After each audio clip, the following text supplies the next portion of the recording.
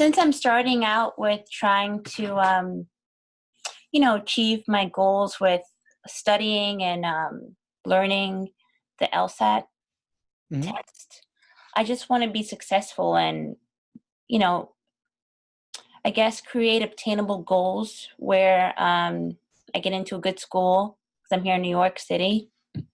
And I guess that's it. Yeah. Okay, so where do you want to go to school? What's your goal? What's your dream school? My dream school is Columbia or NYU Okay, because I live in New York City, so I wouldn't want to go sure. out of state. So, And those are great schools. Those are really top 5 schools. yeah. So that's awesome. So for those, no matter what your GPA is, you ideally want to have 170 or above on the LSAT. Yeah. And when are you looking to take the LSAT? Do you have a test date in mind? Yes. I want to take it in July or August. Okay. That gives you a good amount of time. We're talking right now in January, and it takes about 5 to 6 months to reach your fullest potential on the LSAT. So that lines Wow. up perfectly. Wow. Pretty cool. So what's your schedule like between now and then? What else do you have going on? So I'm a full-time worker, and then I Mhm. have like some other responsibilities in the evening. But my job is very flexible where I can spend a certain amount of time studying. Like if I start really early at work and get everything done, then I have the whole afternoon free to study or to spend time doing something else. And I'm just on call for, something if somebody needs something. So Right. Fantastic. So you really have a lot of time available to you to study. yeah. Good. Awesome. So I'd say just get one of my study plans where I lay out exactly what to do for you every single day over the course of your prep, and you'll have time to make full advantage of it. You could probably study at least 20, 25 hours a week or more, given your other obligations. So that's great to Okay. hear. Okay, awesome. 25 hours a week. Wow. Okay. Awesome. Yeah, the Do you LSAT have requires a lot of you, but you get in what you put out, So put in the time, treat it like at least a part-time job, and really make it your focus. yeah, absolutely. So do you have any advice for me or anything that I should take as a starting out? Absolutely. So the study plans will lay out exactly what you should be doing every single day, which books to read, which exam problems to complete, and the exact order in which to do everything. And my biggest advice would be don't focus on the foundation first. Build that. Don't worry about timing just yet. So start with learning the theory, then applying it to questions by type, then pull it all together with full sections and then full exams. But do the questions by type first so that you can see the common techniques required for solving each one. Okay. A lot of folks will just fall into this trap where they take exam after exam and measure their results. Then they're happy or sad about those results and they move on. I call this the obsessive practice exam narrative. Open. They're obsessive about taking those practice exams and measuring themselves with spreadsheets and charts and seeing if the numbers go up or down. Doesn't matter though. What's important is what you learn from completing those problems during your review process. But you'll get to that later. For now, just focus on figuring out what the different question types are and the techniques you need to apply to solve each one. Okay. Okay. But that'll answer really all your questions about what to be doing. But get your hands on the most recent practice exams, use the study plan to make use of those exams along with the articles and other free resources I have on my site. Okay. Great. What other questions do you have for me? I think that's pretty much it. I mean, I'm going to try really hard to study, to follow your study plan and to be consistent. One of the things I lack is consistency, and I I have a lack of focus because I have, so many things going on, as you can see. So my focus is always like, I'll try to spend time studying and then a call will happen, like as you can see just now. And so I'm going to try and push to stay focused and committed to doing, what I need to do to be successful. If Right. that So, makes sense. yeah, totally. So if you were to, for example, put your phone on airplane mode while you were studying, would that work for you or would that be not possible? Is that impossible for some reason?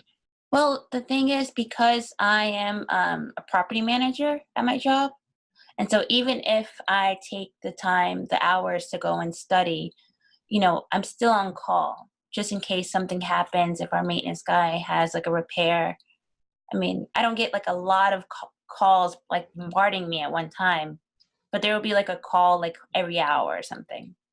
Okay, so let's say down the line, you want to take a full-length time to practice test, which takes about 3 hours of uninterrupted time. And ideally, for 170 plus to achieve your fullest potential, you want to do at least 10 sittings like that before test day. 10 3-hour study sessions doing full-length 5-section exams. But if you're getting a call on average once every hour, those interruptions are going to render the results of those practice tests less than accurate. So let's talk about this now for a minute. How are you going to make those sittings happen without interruptions if you had to? Maybe I would take my timed exams in the evening time where it's not going to interfere with work. And then I'll just devote like 3 to 4 hours in the evening, or even on a Saturday.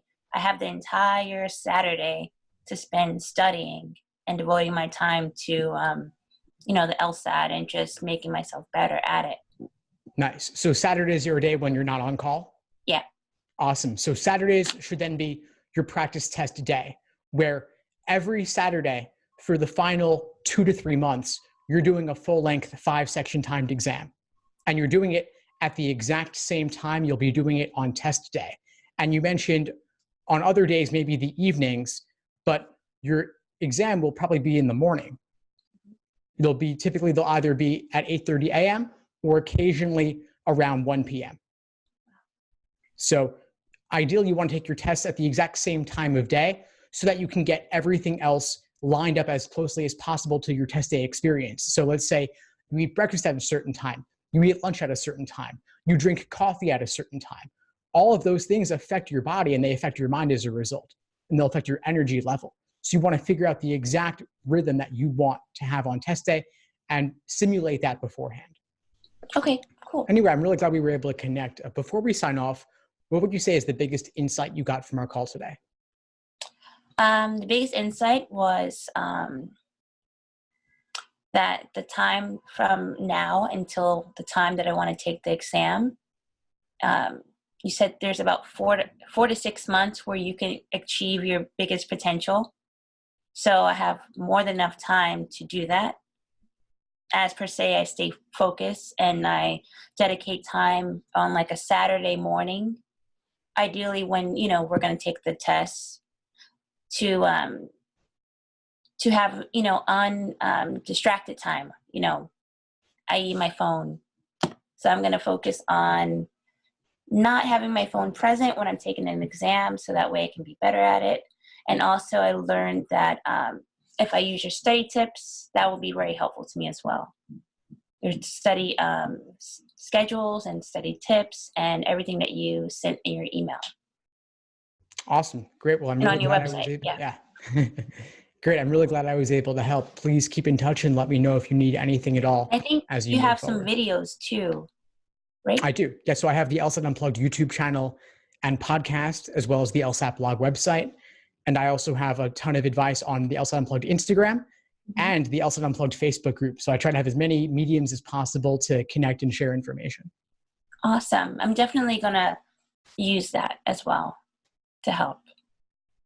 Awesome. Well, feel free to reach out if you need anything at all.